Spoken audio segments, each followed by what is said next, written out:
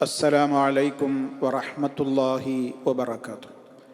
الحمد لله رب العالمين. اللهم صل على محمد وعلى آل محمد كما صليت على إبراهيم وعلى آل إبراهيم إنك حميد مجيد. أما بعد فاتقوا الله عباد الله.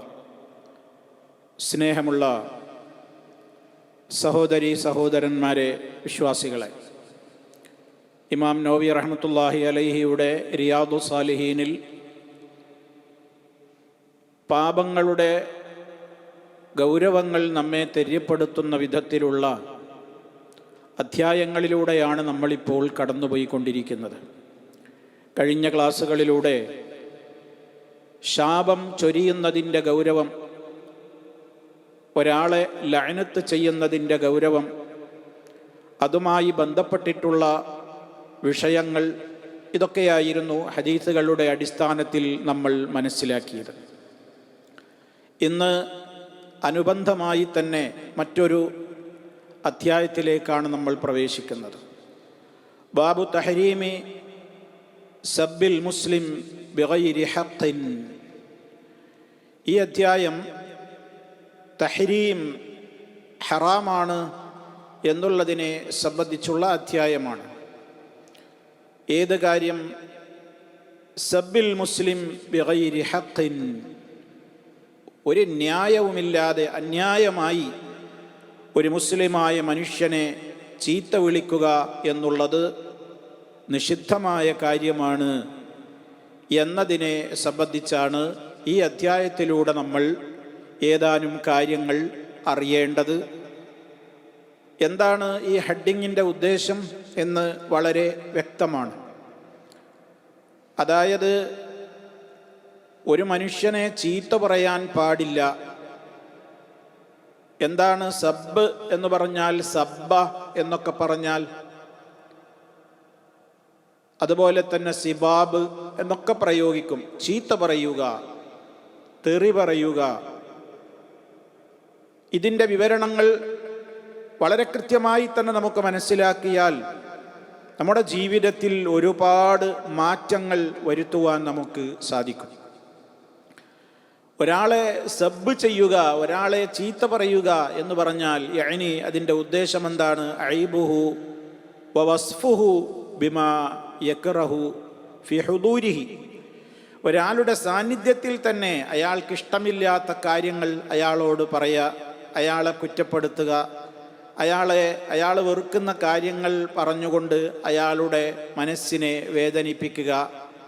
ഇതൊക്കെ ഏതൊക്കെ അർത്ഥത്തിൽ അത് വരും എന്ന് നമുക്ക് ശേഷമുള്ള ഹദീസുകളിലൂടെയൊക്കെ നമുക്ക് മനസ്സിലാക്കുവാൻ സാധിക്കും. ഒരാളുടെ സാന്നിധ്യത്തിൽ തന്നെയാണല്ലോ സാധാരണ അങ്ങനെ പറയാറുള്ളത്. അസാന്നിധ്യത്തിലാകുമ്പോഴോ അപ്പം അത് ഗീബത്തുമാകും. സാന്നിധ്യത്തിലാകുമ്പോൾ തന്നെ അത് ചീത്തയായ കാര്യമാണ്, പിന്നെ വെറുക്കപ്പെട്ട കാര്യമാണ്. അസാന്നിധ്യത്തിലാകുമ്പോൾ അയാളതിനെ പ്രതിരോധിക്കാനോ ഒന്നും പറയാനോ ഒന്നുമില്ല. അപ്പോൾ അത് ഗീബത്തുമാണ്. അതിൻ്റെ ഗൗരവം നമ്മൾ എമ്പാടും മനസ്സിലാക്കിയവരുമാണ്. തുടർന്നുകൊണ്ട് അദ്ദേഹത്തിൻ്റെ ആ വാചകത്തിൽ തന്നെ ഇപ്പം തഹരീമു സബ്ബിൽ മുസ്ലിം ബിഗൈരി ഹഖ്ഖിൻ എന്നാണല്ലോ ഈ വിഷയത്തിൽ ഹെഡിങ്ങായി നൽകിയത്. അപ്പം ന്യായപ്രകാരം ചീത്ത പറയാൻ പറ്റുമോ? ഇപ്പം ചില കാര്യങ്ങൾ ഒരു മനുഷ്യനിൽ നിന്ന് അവന് അങ്ങോട്ട് തിരിച്ചും കിട്ടേണ്ടുന്ന ചില കാര്യങ്ങളുണ്ടാകും. ഒരാൾ ഒരു തെറ്റ് ചെയ്തു, ആ തെറ്റിൻ്റെ അടിസ്ഥാനത്തിൽ അയാൾക്ക് ഫലപ്രദമായ നിലക്കുള്ള ശിക്ഷ നൽകേണ്ടി വരും. അതുപോലെ തന്നെ ഒരാളെ ഇങ്ങോട്ട് ഒരാൾ പിന്നെ ചീത്ത പറഞ്ഞു, ആ ചീത്ത പറഞ്ഞ അതേ തോതിൽ ചിലപ്പോൾ മറ്റേ ആളിരുന്നും ചീത്ത കിട്ടിയെന്ന് വരും. അതിനയാൾ യോഗ്യനാണ് എന്ന് ആളുകൾക്ക് മനസ്സിൽ തന്നെ തോന്നുന്ന വിധത്തിൽ അയാളിൽ നിന്നത് ഉണ്ടായിട്ടുണ്ടാകും. അങ്ങനെയുള്ള പല ഘട്ടങ്ങളുണ്ട്.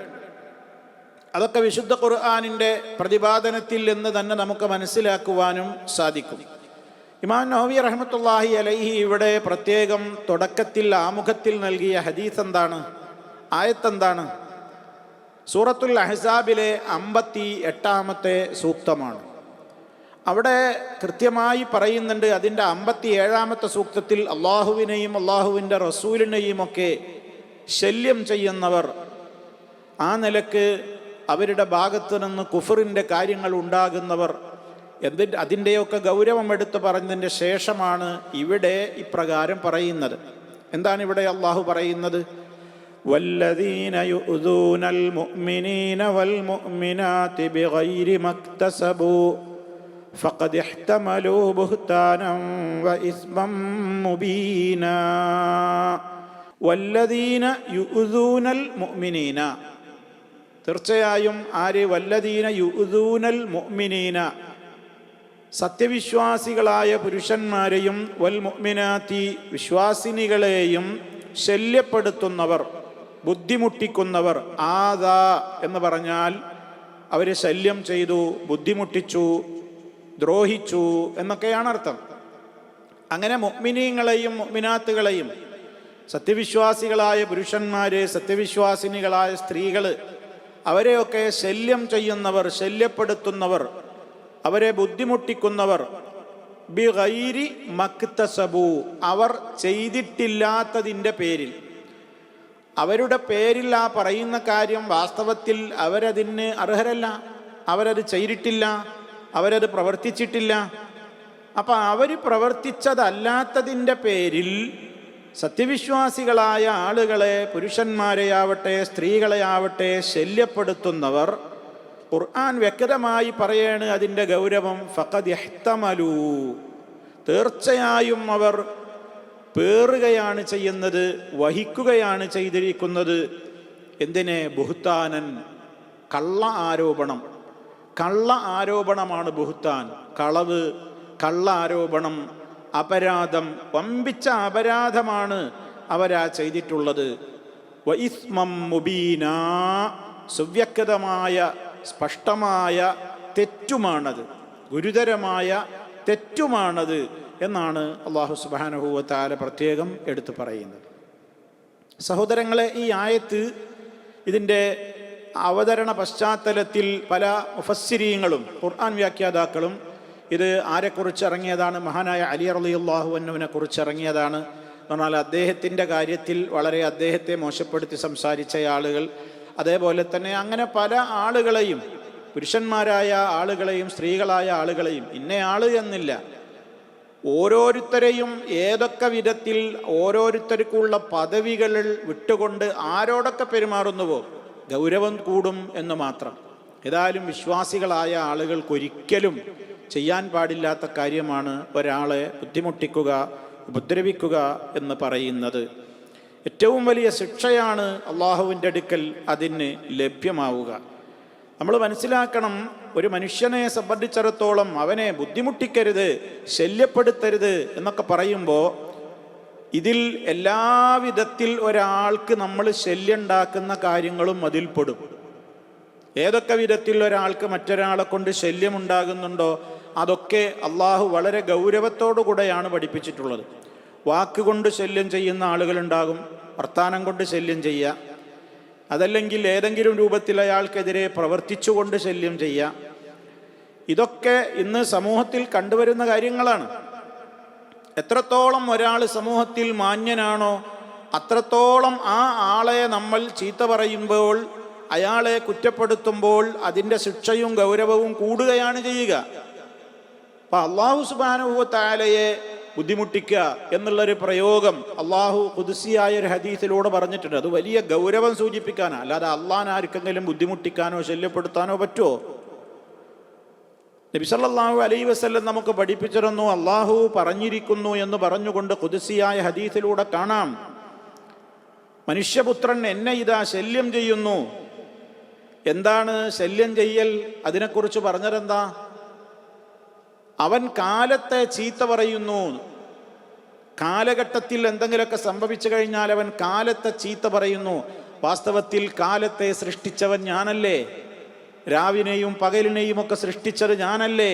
അല്ലാഹു സുബ്ഹാനഹു വ തആല പറയാണ്. അപ്പം അതിലേതെങ്കിലും ഒരു സമയത്തെ കാലത്തെയൊക്കെ ഒരാൾ ചീത്ത പറഞ്ഞാൽ സൃഷ്ടാവായ അള്ളാഹുവിനെയല്ലേ അതിലൂടെ അവൻ ചീത്ത പറയുന്നത്? അപ്പം എത്ര ഗൗരവമാണത് എന്ന് സൂചിപ്പിക്കുവാനാണ് ഞാനത് പറഞ്ഞത്. റസൂൽ സല്ലല്ലാഹു അലൈഹി വസല്ലമിൻ്റെ പേരിൽ അങ്ങനെയുള്ള വാക്കുകൾ പറയുന്ന ആളുകൾ, അള്ളാഹുവിൻ്റെ റസൂലിൻ്റെ പേരിൽ, അള്ളാഹിൻ്റെ പേരിലും അള്ളാഹുവിൻ്റെ റസൂലിൻ്റെ ഒക്കെ പേരിലും അങ്ങനെയുള്ള ശല്യവാക്കുകൾ ഒരാൾ പറഞ്ഞാൽ അത് വളരെ ഗുരുതരമാണ്. ഇസ്ലാമെന്ന് തന്നെ ഔട്ടായി പോകും, പുറത്തായി പോകും. ഇതേപോലെ അള്ളാഹുവിൻ്റെയും അള്ളാഹുവിൻ്റെ റസൂലിൻ്റെയും ശേഷം പിന്നെ എത്രത്തോളം നമ്മൾ ആദരിക്കേണ്ടുന്ന ആളുകളുണ്ടോ അത്രത്തോളം എല്ലാവരെയും നമ്മൾ ആദരിക്കുകയും ബഹുമാനിക്കുകയും ചെയ്യേണ്ടതുണ്ട്. അവരെയൊക്കെ ഒരു കാരണമില്ലാതെ നമ്മൾ അവരെ കുറ്റപ്പെടുത്തുക, അവരെ അധിക്ഷേപിക്കുക എല്ലാം പാടില്ലാത്ത കാര്യമാണ്. സാധാരണഗതിയിലുള്ളൊരു മനുഷ്യനെ സംബന്ധിച്ചിടത്തോളം പോലും ഇസ്ലാം വളരെ ഗൗരവത്തോടെ പറഞ്ഞതെന്താണ്? ഓരോ മനുഷ്യന്മാരും പരസ്പരം വളരെയേറെ ആദരിക്കപ്പെടേണ്ടവരാണ് എന്നാണ്. മനുഷ്യർ പരസ്പരം ആദരിക്കപ്പെടേണ്ടവരാണ്. അവൻ്റെ ധനം, അവൻ്റെ രക്തം, അവൻ്റെ അഭിമാനം. സല്ലല്ലാഹു അലൈഹി വസല്ലം വളരെ ഗൗരവത്തോടെയല്ലേ പറഞ്ഞത്? മക്കാ രാജ്യം, പരിശുദ്ധ കഅബാലയം ഉൾക്കൊള്ളുന്ന മക്കാ രാജ്യം പോലെ പവിത്രമാണ് ഒരു മനുഷ്യൻ്റെ അഭിമാനം, ഒരാളുടെ രക്തം, ഒരാളുടെ ധനം. ഈ മൂന്നിൽ ഏതെങ്കിലും ഒന്നിന് ഒരാളെക്കുറിച്ച് കുറ്റപ്പെടുത്തി സംസാരിച്ച് അയാളെ മോശമാക്കുക എന്നുള്ളത് തന്നെ വലിയ രൂപത്തിലുള്ള ഗുരുതരമായ പാതകമാണ്, പാടില്ല എന്നാണ്. പരിശുദ്ധ കഅബാലയത്തെ ഒരാൾ അവഹേളിക്കുന്നതിന്, മക്കയെ അവഹേളിക്കുന്നതിനൊക്കെ തുല്യമാണ് എന്നല്ലേ ആ പറയുന്നത്? അപ്പം എത്രത്തോളം ആദരിക്കപ്പെടേണ്ടവനാണ് ഒരു മുസ്ലിമായ മനുഷ്യൻ. അതുകൊണ്ട് തന്നെ ആരെയാണോ ഇപ്പോൾ സഹാബിമാരെ മറ്റുള്ളവരെക്കാൾ നമ്മൾ അള്ളാഹുവിൻ്റെ പ്രവാചകന്മാർ കഴിഞ്ഞാൽ പിന്നീട് അതിനോടടുത്ത് നമ്മൾ ആദരിക്കേണ്ടവരാണ് മഹാന്മാരായ സഹാബാക്കൾ, സിദ്ദീഖീങ്ങൾ, ശുഹദാക്കൾ, സാലിഹീങ്ങൾ. എല്ലാവരും ആ സഹാബത്തിനെയൊക്കെ വളരെ അധിക്ഷേപിക്കുന്ന എത്ര ആളുകളുണ്ട്? അബൂബക്കർ റളിയല്ലാഹു അൻഹുവിനെ അധിക്ഷേപിക്കുന്നവർ, ഉമർ റളിയല്ലാഹു അൻഹുവിനെ അധിക്ഷേപിക്കുന്നവർ, പച്ചയായി അവരെ തെറി പറയുന്നവർ, നമ്മുടെ സഹാബ വനിതകളെ, പ്രിയപ്പെട്ട നബി സല്ലല്ലാഹു അലൈഹി വസല്ലമിൻ്റെ പ്രിയപ്പെട്ട ഭാര്യമാർ, നമ്മുടെ ഉമ്മമാരെ, ആയിഷ റളിയല്ലാഹു അൻഹയെ, അതുപോലെ തന്നെയുള്ള അവിടുത്തെ ഭാര്യമാരെക്കുറിച്ച്, മക്കളെക്കുറിച്ച് എന്തെല്ലാം വിധത്തിൽ പറയുന്നു, സഹാബത്തിനെ കുറിച്ച് എന്തെല്ലാം വിധത്തിൽ തെറികൾ പറയുന്നു, കുറ്റപ്പെടുത്തുന്നു. യാതൊരു മനസ്സാക്ഷിക്കുത്തുമില്ലാതെ എത്ര ലാഘവ ബുദ്ധിയോടുകൂടെയാണ് പലപ്പോഴും മഹാന്മാരായ ആളുകളെ തെറി പറഞ്ഞുകൊണ്ടിരിക്കുന്നത്. അല്ലാഹു സുബ്ഹാനഹു വ തആല തൃപ്തിപ്പെട്ട ആളുകളല്ലേ അവര്? സഹാബത്തിനെ കുറിച്ച് മുഹാജിറുകൾ, അൻസാറുകൾ, അവരുള്ള മുന്നേറിയ ആളുകളല്ലേ? അബൂബക്കർ റളിയല്ലാഹു അൻഹു, ഉമർ റളിയല്ലാഹു അൻഹു, ഉസ്മാൻ റളിയല്ലാഹു അൻഹു, അലി റളിയല്ലാഹു അൻഹു, ഇങ്ങനെ സ്വർഗം കൊണ്ട് സന്തോഷ വാർത്ത അറിയിക്കപ്പെട്ട 10 പേര്, വേറെയും ആളുകൾ, അങ്ങനെ ബദറിൽ പങ്കെടുത്തവർ, പല വിധത്തിലുള്ള സ്ഥാനത്തിൻ്റെ ഉന്നതമായ പദവിയിലിരിക്കുന്ന ആളുകളെക്കുറിച്ചൊക്കെ വളരെ മോശമായി സംസാരിക്കുന്ന ആളുകൾ, സംഘടനകൾ, വ്യക്തികൾ, പ്രഭാഷകന്മാർ ഒക്കെ എത്രയുണ്ടെന്ന് ലോകത്ത് എഴുത്തുകാർ, സോഷ്യൽ മീഡിയകളിലൊക്കെ സഹാബാക്കളെ കുറിച്ചൊക്കെ വളരെ പേരെടുത്ത് പറഞ്ഞുകൊണ്ട് അവരെ അധിക്ഷേപിക്കുന്ന ആളുകൾ. അവരെക്കുറിച്ചൊക്കെ അല്ലാഹു തആല എത്ര ഗൗരവത്തോടെയാണത് കണക്കിലെടുക്കുക. ഒരു സാധാരണ ഒരു മുസ്ലിമിനേക്കാളും പവർ അവർക്കില്ലേ? മഹാന്മാരല്ലേ അവർ? അള്ളാഹ് തൃപ്തിപ്പെട്ടു എന്ന് പറഞ്ഞവരല്ലേ? റളിയല്ലാഹു അൻഹും വറദു അൻഹു, അള്ളാഹു അവരെ തൃപ്തിപ്പെട്ടിരിക്കുന്നു, അവർ അള്ളാഹുവിനെയും തൃപ്തിപ്പെട്ടിരിക്കുന്നു എന്നൊക്കെ പറയപ്പെട്ട, പ്രശംസിക്കപ്പെട്ട ആളുകളല്ലേ ആ സഹാബാക്കൾ. അങ്ങനെ അവരെയൊക്കെ തെറി പറയുന്ന, കുറ്റപ്പെടുത്തുന്ന ആളുകൾ. നീ അവിടുന്ന് അങ്ങോട്ട് പിന്നീട് ഇങ്ങോട്ട് പോന്നാൽ അതേപോലെ തന്നെ ഇസ്ലാമികമായ മേഖലയിൽ ഒരുപാട് ഉന്നതമായ പദവികൾ എത്തിപ്പെട്ടിട്ടുള്ള മഹാന്മാരായ ഉലമാക്കൾ, ഹദീസിൻ്റെ പണ്ഡിതന്മാർ, ഇമാം ബുഖാരി റഹ്മത്തുള്ളാഹി അലൈഹി, ഇമാം മുസ്ലിം റഹ്മത്തുള്ളാഹി അലൈഹി, അങ്ങനത്തെ മുഹദ്ദിസീങ്ങൾ, പിന്നെ അഇമ്മത്തുൽ അർബഅ മഹാന്മാരായ അബൂ ഹനീഫ റഹ്മത്തുള്ളാഹി അലൈഹി, അതുപോലെ തന്നെ ഇമാം മാലിക് ബിൻ അനസ് റളിയല്ലാഹു അൻഹുമാ, അതേപോലെ തന്നെ മുഹമ്മദ് ബിൻ ഇദ്രീസ് ഷാഫിഈ റഹ്മത്തുള്ളാഹി അലൈഹി, ഇങ്ങനെ അതുപോലെ അഹ്മദ് ബിൻ ഹംബൽ റഹ്മത്തുള്ളാഹി അലൈഹി പോലെയുള്ള, ശേഷം പിന്നെ സുഫിയാനു സൗരി, അങ്ങനെ പോലെ ധാരാളക്കണക്കിന് പണ്ഡിതന്മാർ, എണ്ണിയാൽ ഒടുങ്ങാത്ത മഹാരഥന്മാരായ ആളുകൾ, ഉത്തമരായ ആളുകൾ, ഉത്തമ നൂറ്റാണ്ടുകളിൽ ജീവിച്ച ആളുകൾ, അങ്ങനെയുള്ള ആളുകളെ ഇങ്ങനെ ഒക്കെ നിസ്സാരമായി കണ്ടുകൊണ്ട് അവരെയൊക്കെ തെറി പറയുന്ന, ചീത്ത പറയുന്ന അത്തരത്തിലുള്ള ആളുകളെ നമുക്ക് കാണുവാൻ സാധിക്കും.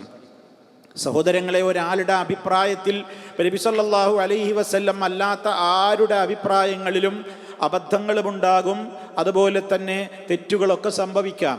മഹാനായ ഇമാം മാലിക് റഹ്മത്തുള്ളാഹി അലൈഹി മദീനയിലെ പ്രശസ്തനായ മദീനയുടെ വലിയ പണ്ഡിതനാണ്. ആ വ്യക്തിത്വം മാലിക്കി മദ്ഹബിൻ്റെ ഇമാമായി അറിയപ്പെടുന്ന മഹാനായ ഇമാം മാലിക് റഹ്മത്തുള്ളാഹി അലൈഹി നബി സല്ലല്ലാഹു അലൈഹി വസല്ലമിൻ്റെ ഖബറുള്ള ഭാഗത്തേക്ക് ചൂണ്ടിക്കാണിച്ചുകൊണ്ട് പറഞ്ഞതെന്താണ്? ഏതൊരു വ്യക്തിയുടെ വാക്കുകളിലും തള്ളേണ്ടതുമുണ്ടാകും, കൊള്ളേണ്ടതുമുണ്ടാകും. ഇല്ലാ സാഹിബു ഹാദൽ ഖബർ, ഈ ഖബറിൽ കിടക്കുന്ന ആളുടേതൊഴികെ.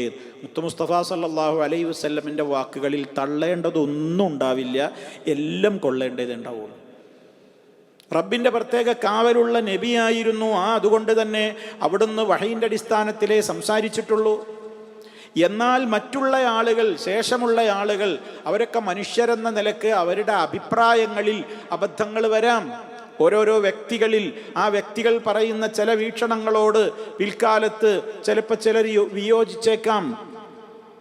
അടിസ്ഥാനപരമായ കാര്യങ്ങളിൽ അങ്ങനെ ഉണ്ടാവില്ല, മറ്റു പല വിഷയങ്ങളിലൊക്കെ അങ്ങനെ സംഭവിക്കും. അപ്പം അങ്ങനെയുള്ള കാര്യങ്ങളിൽ ഇപ്പോൾ ഒരാൾ ഒരു ഇമാമിനോടോ അല്ലെങ്കിൽ ഒരു പണ്ഡിതനോടോ വിയോജിപ്പ് പ്രകടിപ്പിച്ചുവെങ്കിൽ അതയാളെ ചീത്ത പറയലായിട്ട് കാണാൻ പാടില്ല. മനസ്സിലായില്ലേ? അതൊക്കെ ആ വിഷയങ്ങളുടെയൊക്കെ പ്രാധാന്യത്തോടുകൂടി എല്ലാവരെയും ആദരിക്കുന്നതോടൊപ്പം ഏറ്റവും ആദരിക്കപ്പെടേണ്ടത് ആരെയാണ്? അള്ളാഹുവിനെയാണ്.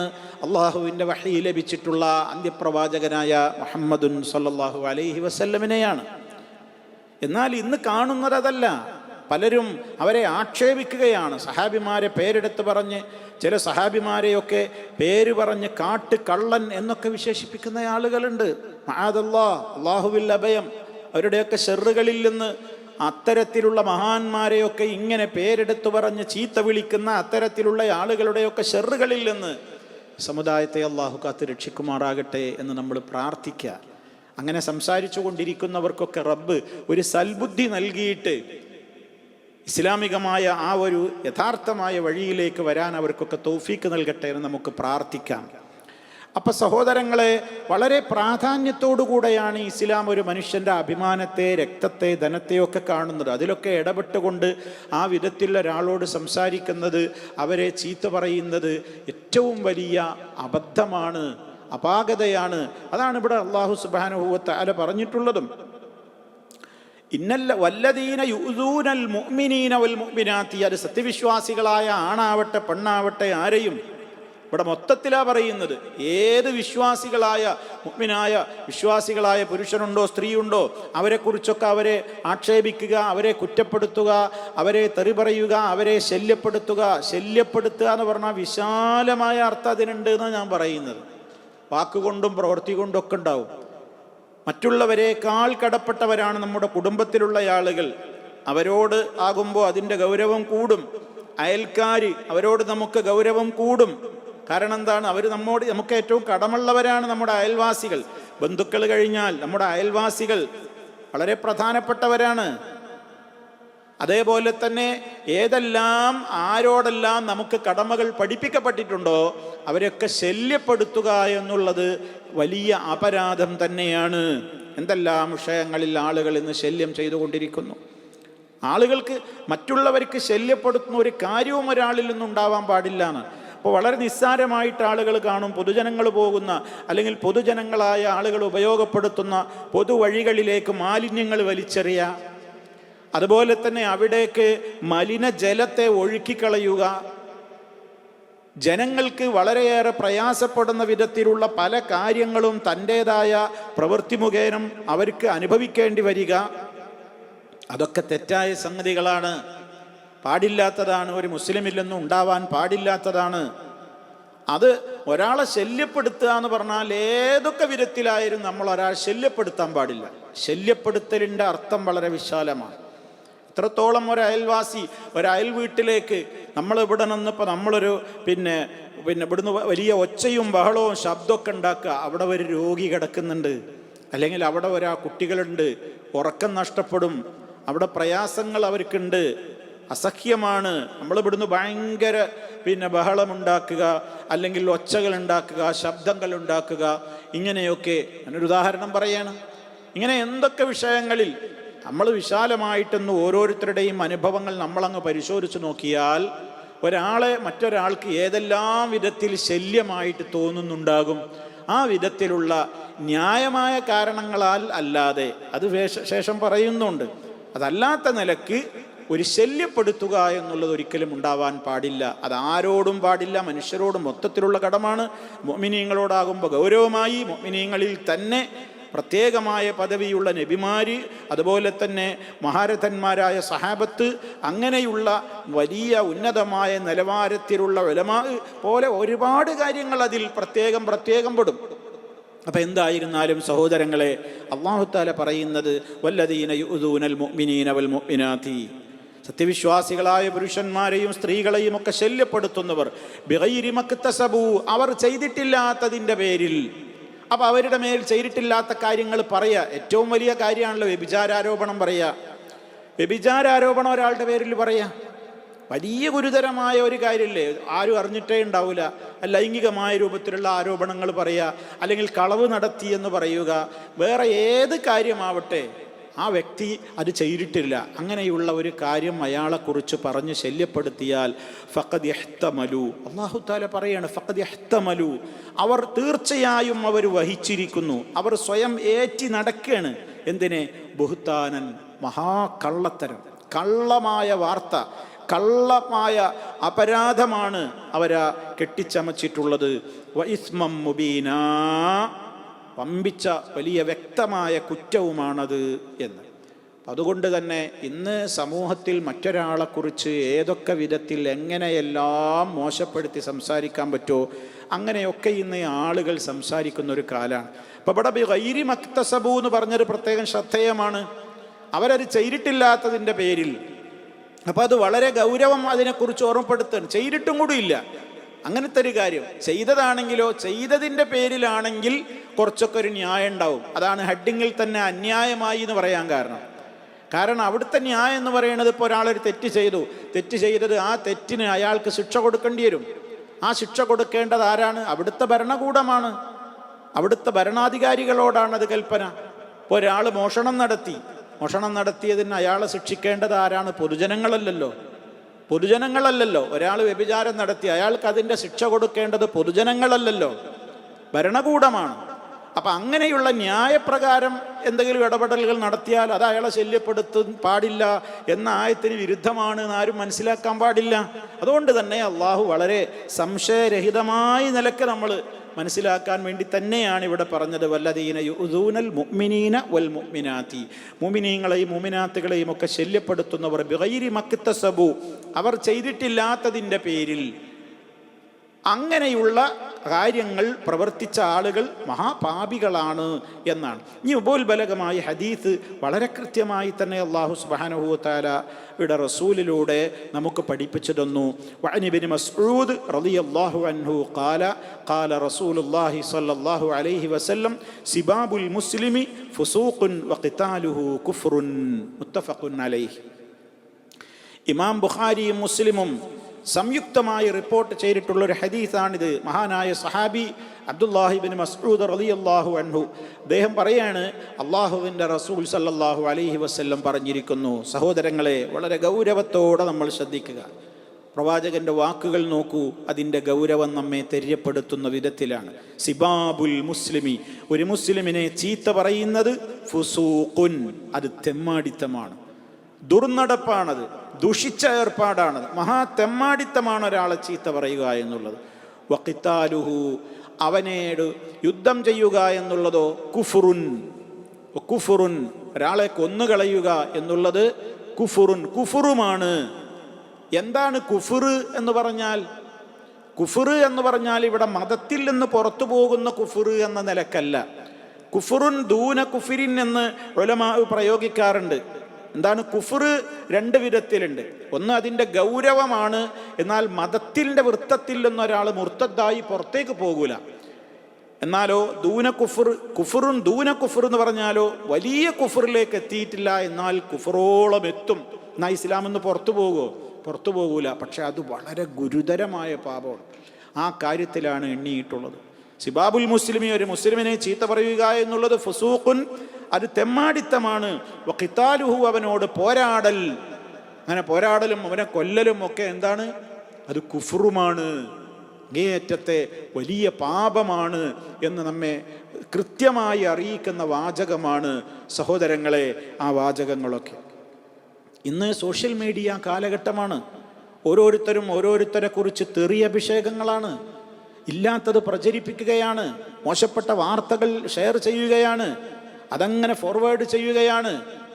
അതേ അവസരത്തിൽ ഇസ്ലാമികമായി അള്ളാഹുവിൻ്റെ റസൂൽ നമുക്ക് കൃത്യമായി പഠിപ്പിച്ചു തന്നു, ഇസ്ലാമിൻ്റെ ആശയങ്ങളെ വികലമാക്കിക്കൊണ്ടിരിക്കുന്ന കക്ഷികളെ അവരുടേതായ ആ പ്രവൃത്തിയിലേക്ക് ജനങ്ങൾ ഒരിക്കലും ചെന്ന് ചാടാതിരിക്കാൻ പ്രമാണങ്ങളുടെ അടിസ്ഥാനത്തിൽ കൃത്യമായി തന്നെ അവരുടെ ആശയത്തിൻ്റെ ദാരിദ്ര്യത്തെ പൊളിച്ചെഴുതുമ്പോൾ അത് ആ വ്യക്തികളെ അധിക്ഷേപിക്കലോ ആ വ്യക്തികളെ ചീത്ത പറയലോ ആയിട്ടല്ല നമ്മൾ മനസ്സിലാക്കേണ്ടത്. ആ ആദർശത്തിൻ്റെ പ്രാധാന്യത്തെ മനസ്സിലാക്കലായിട്ടാണ് നമ്മൾ അതിൻ്റേതായ ഗൗരവം ആ വിധത്തിലാണ് നമ്മൾ അതിനെ ഉൾക്കൊള്ളേണ്ടത്.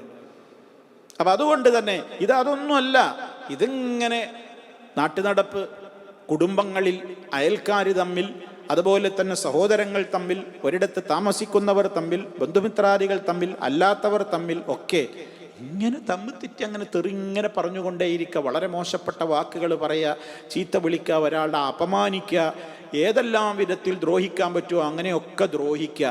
സാമ്പത്തികമായി ദ്രോഹിക്കുക, ശാരീരികമായി ദ്രോഹിക്കുക, മാനസികമായി ദ്രോഹിക്കുക, ഇങ്ങനെയൊക്കെയുള്ള പ്രയാസപ്പെടുത്തലുകൾ.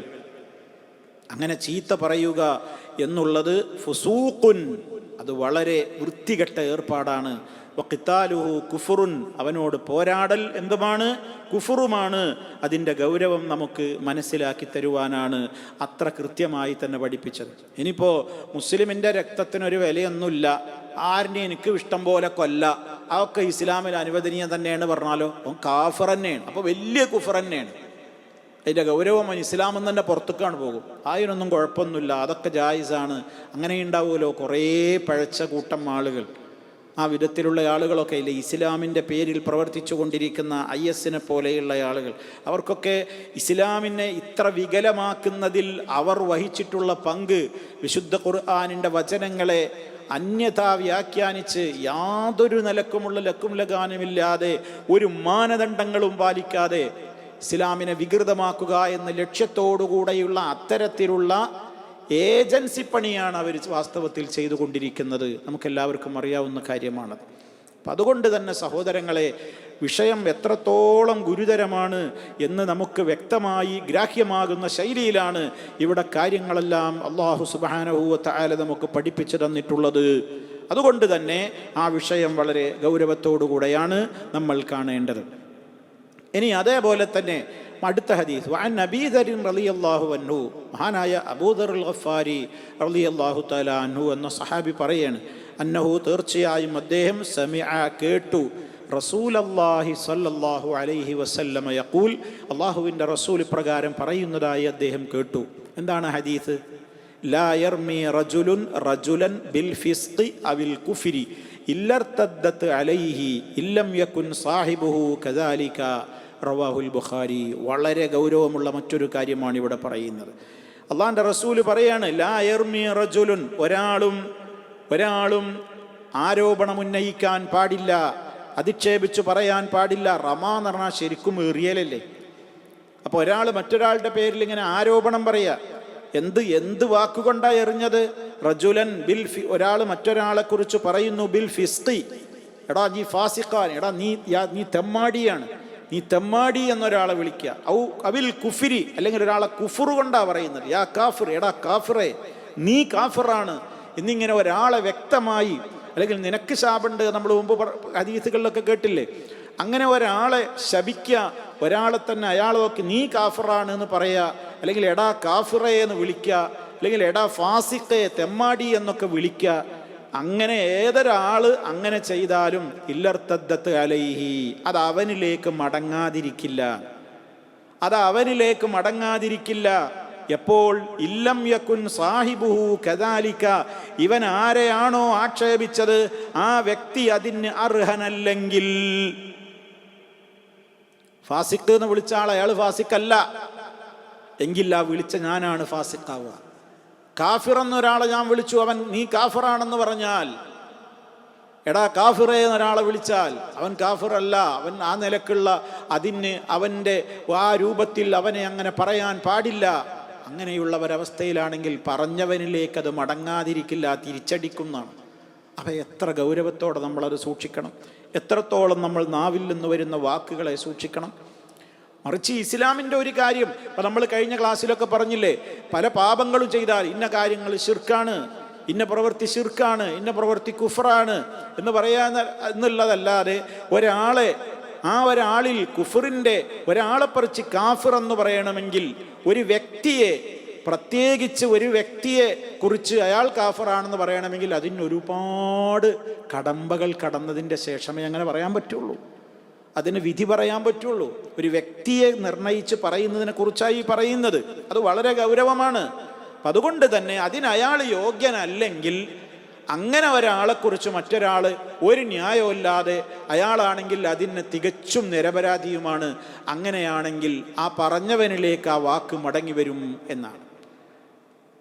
അത് വളരെ ഗൗരവത്തോടുകൂടെ നബി സല്ലല്ലാഹു അലൈഹി വസല്ലം നമുക്ക് പഠിപ്പിച്ചു തന്നിരിക്കുകയാണ്.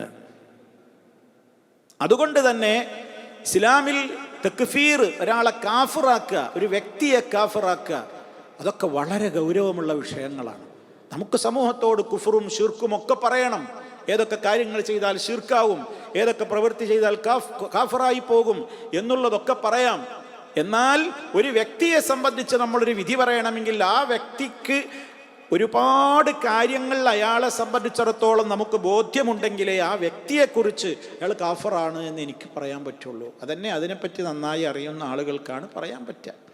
അപ്പം അതിന് യോഗ്യരല്ലാത്ത ആളുകളെ അങ്ങനെ ആക്ഷേപിച്ച് പറഞ്ഞാൽ അത് പറഞ്ഞവനിലേക്ക് തിരിച്ചടിക്കും എന്നുള്ളതാണ്. ഇത് വളരെ വിശദമായ കാര്യങ്ങൾ, വിശദമായും കൃത്യമായും ഒക്കെ അറിഞ്ഞിരിക്കേണ്ട കാര്യങ്ങളാണ്.